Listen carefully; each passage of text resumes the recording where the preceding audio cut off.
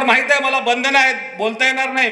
माझा प्रास्ताविकामध्ये नंबर लागलेला, मला भरपूर काही बोलायचं होतं साहेब या ठिकाणी. परंतु आमच्या कार्यकर्त्यांची यामध्ये फार मोठ्या कुटुंबना होत आहे, कुचंबना होत आहे. मी या ठिकाणी कार्यकर्त्याच्या माध्यमातून मी बोलत आहे साहेब. कार्यकर्ता इकडे जावा की तिकडे जावा अशा पद्धतीची कार्यकर्त्याची अवस्था जर नेते मंडळी करत असतील तर ही अत्यंत चुकीची गोष्ट आहे.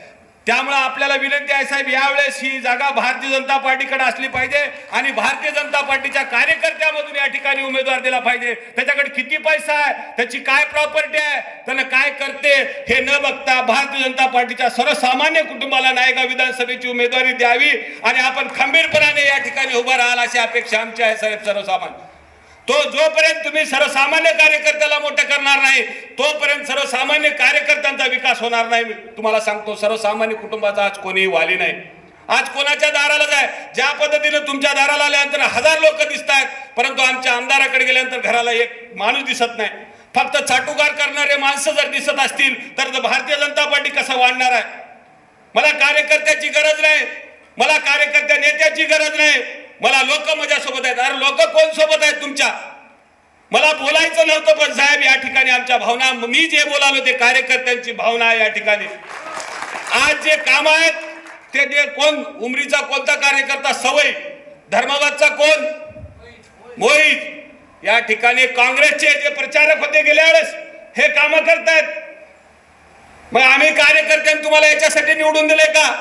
ह्या काँग्रेसच्या दलालांना तुम्ही ठेके द्या, हजारो कोटीची कामं द्या आणि आमच्या कार्यकर्त्याला 5 लाख रुपयाचं काम दिलं तर त्याची चौकशी तुम्हीच लावता, त्यांचा अपमानास्पद वागणूक तुम्ही देता. मग तुम्हाला आम्ही याच्यासाठी मोठं करायचे का साहेब? तुमच्याच लोकांचा विकास व्हावा. आम्ही कधी स्वप्न बघायचं नाही का? आमच्या कार्यकर्त्यांनी कधी जिल्हा परिषदचं सदस्य व्हायचं स्वप्न बघायचं नाही का? जिल्हा परिषदेमध्ये तुम्हीच, संजय गांधीला तुम्हीच, दक्षता समितीला तुम्हीच, कुठं जिथं साहेब कुठंतरी भाषणामध्ये म्हणत, आमच्या नायगावच्या भाषणामध्ये वानखेडे साहेब म्हणत होते, अरे पोलीस पाटलाचं पद निघाल तर तूच, कोतवालचं पद निघाल तर तूच, अशी अवस्था या ठिकाणी झालेली आहे. हे कुठेतरी चित्र बदला साहेब. तुम्ही आम्हालाही मोठं समजायला लागा. जोपर्यंत कार्यकर्त्याला आपण महत्व देणार नाही तोपर्यंत या ठिकाणी भारतीय जनता पार्टी सक्षमपणे या जिल्ह्यामध्ये रुजणार नाही असा मला विश्वास आहे. या ठिकाणी जर भारतीय जनता पार्टीची या ठिकाणी जर तुम्ही निश्चितपणाने, तुम्हाला आश्वासन देतो साहेब, मी कोणी किती तुमच्या विरोधात राहू द्या, मी राजकारण सोडून जाईल. गेल्या वेळेस 10,000ची जर लीड असेल, यावेळेस दुप्पट जर लीड देण्यात गेलं तर मला बालाजी बच्चूवर म्हणू नका, तुम्हाला सांगतो. किती तुमच्या विरोधात राहू द्या, कोणी काही करू द्या, परंतु गेल्या वेळेची लीड होती नायगाव विधानसभा क्षेत्रामध्ये, त्याच्या दुपटीची लीड यावेळेस नायगाव विधानसभा क्षेत्रामध्ये खासदार चिखलीकर साहेबांना राहील असा आम्ही कार्यकर्त्याच्या माध्यमातून विश्वास तुम्हाला मी देऊ इच्छितो साहेब. परंतु तुमचं जीव आमच्या कार्यकर्त्यावर असला पाहिजे साहेब, निश्चितपणाने आहे, परंतु याच्यामध्ये अजून वाढ झाली पाहिजे. आणि आमच्या जोपर्यंत कार्यकर्ता आमचा सक्षम होणार नाही तोपर्यंत भारतीय जनता पार्टी सक्षम होणार नाही असं माझं ठाम मत आहे. कार्यकर्त्यांची भावना या ठिकाणी मी आपल्याकडे व्यक्त केली साहेब. आपण निश्चितपणाने, आपण कुठल्या पैशाच्या, आम्हाला पैसे नाही, आमचं मान सन्मान तरी कुठं. पहिल्यांदा नवऱ्यानं नारळ फोडायचं, दुसऱ्यांदा बायकोने नारळ फोडायचं, संपलं उद्घाटन.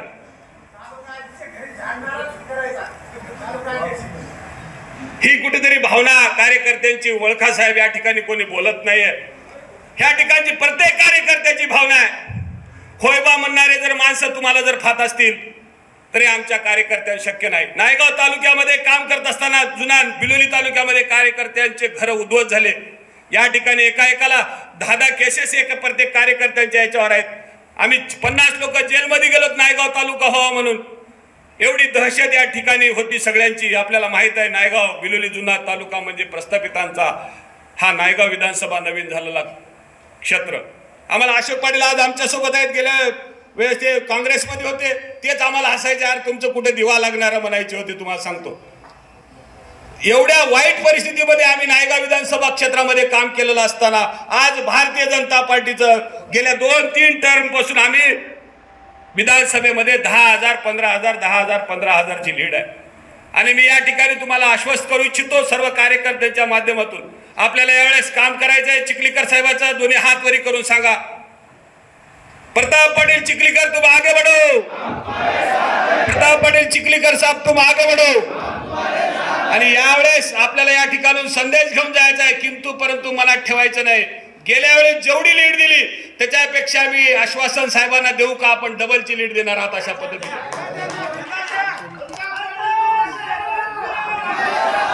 जोऱ्यात आवाज द्या, जोऱ्यात तुमचा आवाज गुंजला पाहिजे, सगळ्याला गेला पाहिजे आवाज.